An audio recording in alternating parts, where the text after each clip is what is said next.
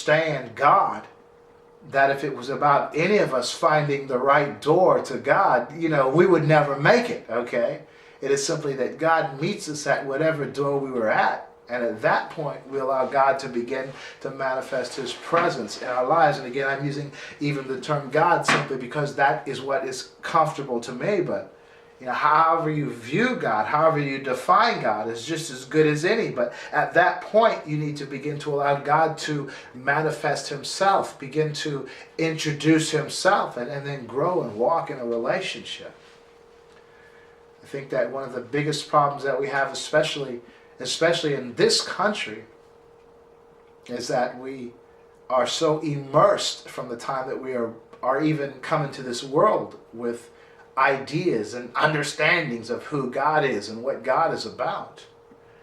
And so even as you can take any baby, any child, and begin to tell that child anything, and that child will begin, and you can train that child and raise that child up even into a fictitious or false belief, and that child will embrace it and support it and even die for that particular principle. And so we bring with such religious diversity in this great nation of ours, each child brought up in each varying household with varying religions, and even in those religions varying doctrinal beliefs, and accepting those particular taught doctrinal beliefs as gospel truth.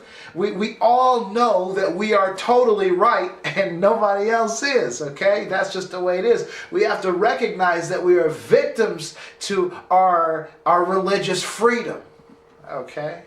We are victims to it because it has basically solidified whatever varying belief that we have gained from whatever household we came up in, and we know that we're right and everyone else is wrong. What I'm telling you is, that ain't God. To me, and here goes my belief. Let me share with you my belief. My belief is that God, a creator of all that we see and all that we know, a creator of so much diversity, is like multifaceted or multi-faced, okay? And through each individual, depending on who you are, what your experiences are, and the path that your life has taken, and even the generations prior to you, you're going to view God in a particular way based on who you are. And just like you have, a parent that has maybe 5 children, and each of those children have different personalities, different dispositions, and character traits, and even experiences. And so they may have one daddy, but each of those children probably view their dad just not in the exact same way as all the other children. Some of the other children, it might be a child that might need more nurturing or maybe more hugs, and the father gives that to that child, so the child sees that father as, this is a father that hugs, And you have another child that may be a thinker, a mathematical thinker, and the father, he's like a genius, in mathematics, so he approaches, this is the child's need, is to understand and comprehend more theorems, And of course the father obliges and begins filling him with mathematical insight and understanding. So this child doesn't grow up to see the father as the father who hugs. This child grows up to see the father who is brilliant in mathematics and can enlighten your mind through theorems and all this stuff. And then you might have another child that loves to laugh. And the child is just tickled to death and loves to be happy, loves to giggle, loves to enjoy themselves. And so the father, of course, he knows all the jokes. He's been around for a long, long time. So he just keeps this child in stitches, just laughing and humorous and chuckling. And so this child grows up and doesn't see the father as the hugger, doesn't see the father as the great mathematician and thinker, but sees the father as one who loves to be jolly, one who loves to laugh.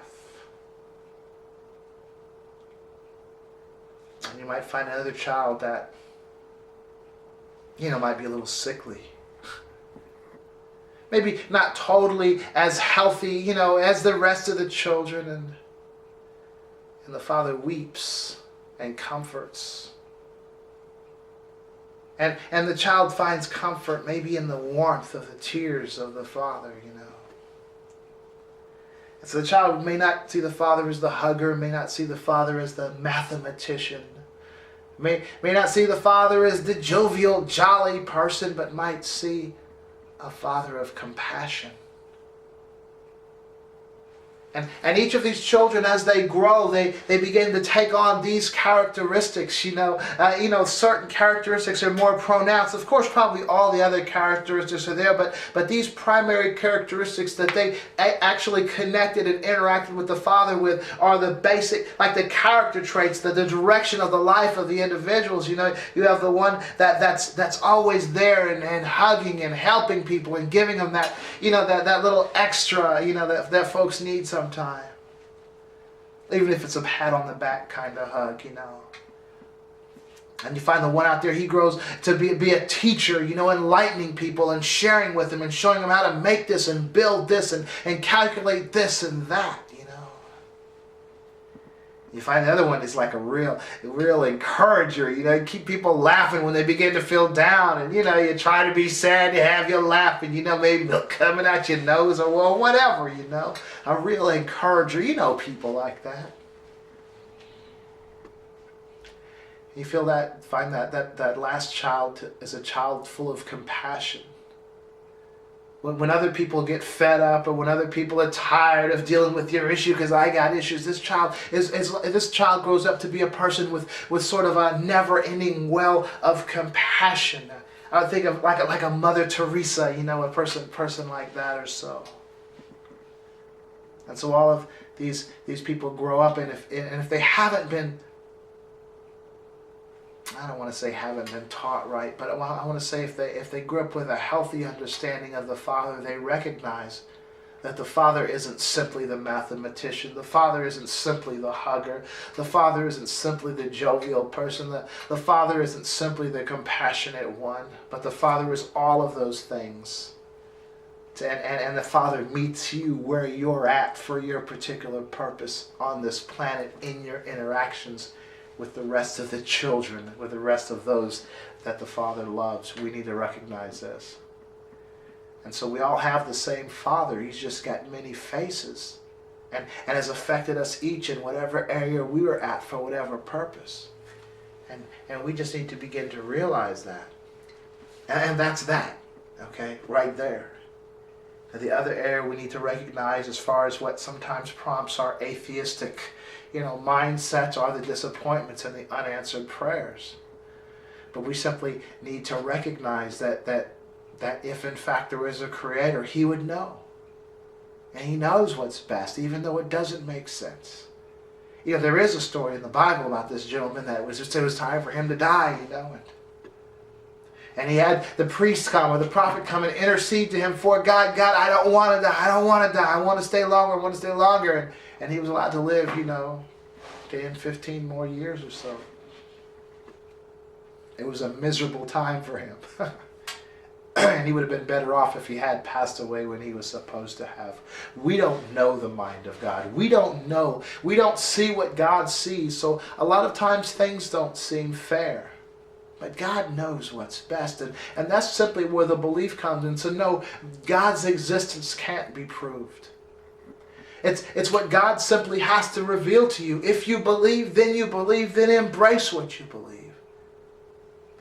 But it's not educated to be an atheist. Because an educated